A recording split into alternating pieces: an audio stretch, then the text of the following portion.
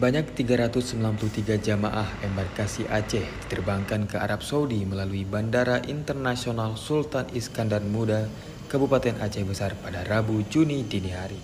Jamaah kloter pertama ini bertolak ke Tanah Suci sekitar pukul 1.30 waktu Indonesia Barat dengan menggunakan pesawat SkyTeam Garuda Indonesia.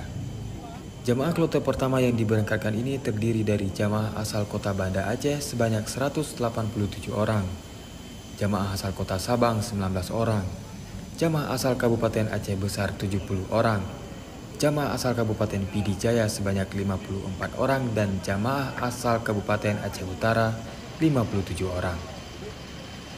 Sebelum keberangkatan, jamaah telah lebih dulu singgah di Asrama Haji Embarkasi Aceh pada Senin 14 Juni guna mengikuti serangkaian pemeriksaan.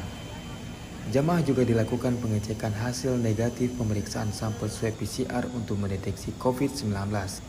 Kepala Kantor Wilayah Kementerian Agama Provinsi Aceh, Iqbal, mengatakan hasil negatif swab PCR memang menjadi salah satu syarat bagi jamaah untuk bisa masuk ke asrama haji dan bisa diberangkatkan ke Tanah Suci. Kalau PCR ini yang sudah berangkat ini semua negatif. Semua negatif, tidak ada yang positif. Kalau positif tentunya tidak bisa diberangkatkan.